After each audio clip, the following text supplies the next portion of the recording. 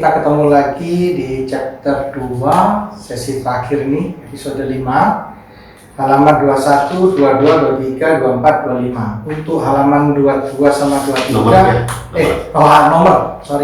nomor 22, 23 dibahas langsung aja ya. Karena ini kan kayaknya berhubungan Kintang sama Intan. Oke. Langsung ngomongin ya. Kita mulai ya. Nomor 21. Apa yang dimaksud Kongjian? Sejenis air raksa dan logam timah dinamakan Kongjian. Ini memang mungkin di orang-orang Taosu dulu itu terkenal gitu loh. Air raksa ini terkenal gitu loh. Buat sesuatu lah. Iya. Makanya sampai dimasukkan ke sini gitu loh. Nah, itu aja. Ya sementara mengerti tentang air raksa aja sudah. Jadi Kongjian istilahnya untuk air raksa ya. Iya. Gitu loh. Itu aja sih. Ya toh.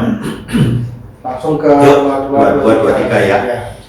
Jintan itu apa? Jintan yaitu sejenis pil yang warnanya kuning emas. Yintan itu apa? Yintan adalah sejenis pil yang warnanya putih perak. Nah, gitu loh. Kalau kita ke toko obat itu kan ada yang dibungkus lilin itu. Nah, ada yang warnanya emas, ada yang warnanya perak, kayak gitu. Tapi kalau di dalam ilmu tahu ini, kita tahu ini kadang-kadang kan sen itu ya, fufa sen itu kalau pengalaman saya juga pernah itu dilihatkan gitu loh. Nah, kemudian digosok, dikecek, lihat kan nih, masih keluar sedikit, dicek lagi atau gimana, waktu cincu, iya. Dikasih yang wajib gitu. Seru.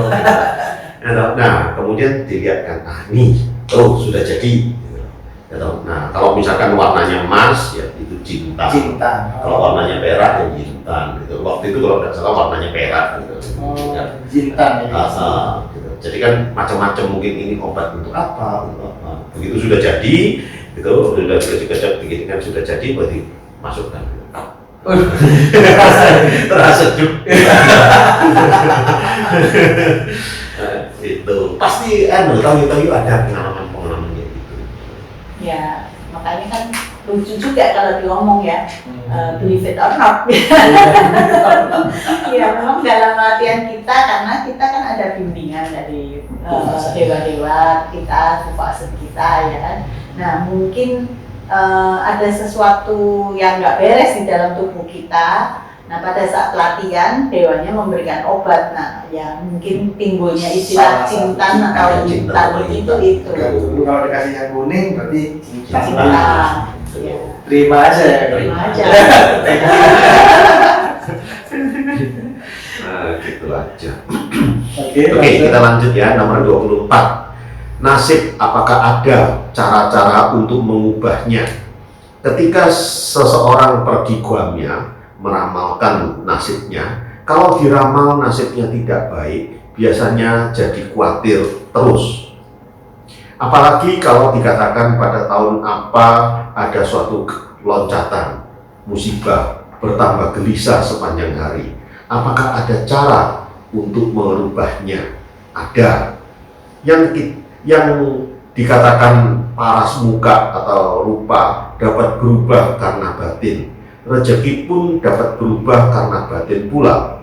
Asalkan mengerti banyak berbuat kebaikan, banyak memupuk kebajikan, di samping berdoa memohon perlindungan para dewa kita, tentu akan dapat dengan selamat melewati musibah-musibah dan berubahlah nasibnya.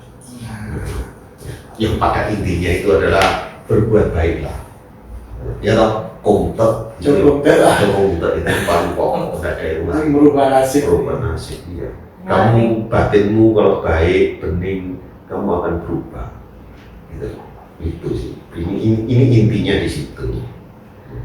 Kalau dipikir hebat juga ya, zaman kuno dulu bisa mereka mengadakan suatu riset ya, terus mengadakan satu statistik. Orang yang seperti ini atau yang garisnya seperti ini itu akan mengalami musibah pada umur sekian. Orang ini Kalau gitu. detail hebat sekali kan. Sebenarnya kalau di setanding dengan ilmu pengetahuan kan sama, mereka kan juga melakukan riset, terus diadakan statistik. Nah, statistik itu yang nanti kemungkinan terbesarnya ditulis, kan seperti itu. Nah, kalau seandainya di Guamnya itu tertulis, oh tahun sekian kira-kira umur sekian kamu akan mengalami musibah, ya itu sebenarnya untuk kita itu kan adalah suatu peringatan ya. Ya kita kalau pikirin terus juga percuma, stres. Yang paling benar adalah ya bagaimana kita berbuat merubah diri kita sendiri, nasib kita sendiri dengan perbuatan kita yang baik, berusaha banyak menolong orang. Nah biasanya itu akan berubah. Ya. Berarti ini intinya kan nasib itu bisa berubah ya? Bisa. Tergantung orang itu sendiri. Tergantung orang yang mau berubah atau enggak. Ya. Kalau mau berubahnya cuma karena hanya berdoa saja, tidak berbuat sesuatu ya nggak berubah. Harus do something. Ada sesuatu ya yang kita lakukan. Memang sih Guamnya ini kalau pas diramal baik itu hati tenang. Pas diramal jelek, waduh, makan itu gak enak itu. Entah ngapain ini. Iya, padahal kadang-kadang yang baik itu pun, yang diramal baik itu pun belum tentu. Iya, tapi hatinya udah senang dulu. Sudah stres. Oke, kayaknya ngerti ya. Lanjut ke 25 ya. Nah, apakah Mingyin, Mia, nasib ada cara merubahnya? Ini hanya tergantung dari manusianya sendiri. Jika Guamya menunjukkan ada rintangan dalam nasibnya, maka berbuatlah amal. Putar balikkan kelakuan-kelakuan yang tidak baik dan mohonlah kepada dewa-dewi, mungkin dapat dirubah karena jasa-jasanya. Nah, karena kan kalau kita bicara tentang berbuat baik, gitu. Berbuat baik itu kan kumte itu hasilnya adalah prospek power. Gitu. Nah dari situ pasti akan berubah nasib kamu. Coba yuk, misalkan kamu jalan ketemu orang, begitu jalan kita tersenyum, ya kita sopan, ya enak, orang seneng gitu. Coba kalau jalan cepet tuh aja terus. Lah iya, kapan kita bisa berubah kan nasib? Mungkin ya kalau dalam ilmu pengetahuan sekarang bisa dilihat vibe-nya lah, yang vibe-nya kalau mungkin diselidiki dengan orang yang ilmuwan ya, mungkin diselidiki vibe-nya itu akan memberikan vibe atau energi yang positif atau yang bagus, yang harmoni. Nah itu akan memberikan segala sesuatu yang harmoni lebih baik datang semua. Kalau yang negatif itu nanti akan yang jelek-jelek ikut gitu loh. Gitu. Iya. Lantas kalau untuk merubah ini pakai cisok itu gimana? Bisa?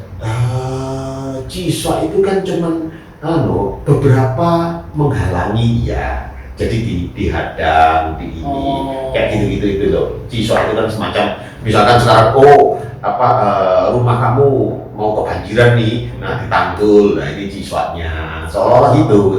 Tapi kan rumah kamu tetap di bawah. Temporary. Nah gitu loh, ciswa itu seolah-olah kan oke tak jagain, dihadang sedikit, di ini gitu. Tapi tetap kamu di bawah, gitu loh. Ya toh. Akar permasalahannya belum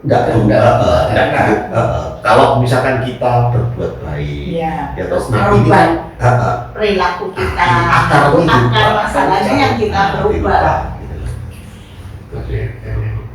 Tapi ini sudah habis nih. Terakhir kita bahas Mingyin. Ya, chapter 2 udah habis. Chapter 2 udah habis. Thank you Umi. Kita next chapter 3. Perjalanan spiritual atau datang diselingin, pergi. Nah.